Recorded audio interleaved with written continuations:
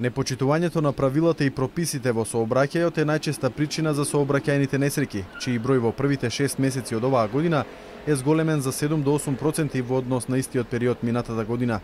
Со низа активности во текот на овој месец, Републичкиот совет за безбедност во сообраќајот на патиштата ќе ја подигнува јавната свест за безбедност во сообраќајот, а воедно го одбележува 20 ноември, Светскиот ден за сеќавање на жртвите од сообраќајните незгоди. Податоците на Републичкиот совет говорат дека досегашното намалување на бројот на жртви за прв пат по 4 години бележи зголемување, а за жал децата се најчести жртви.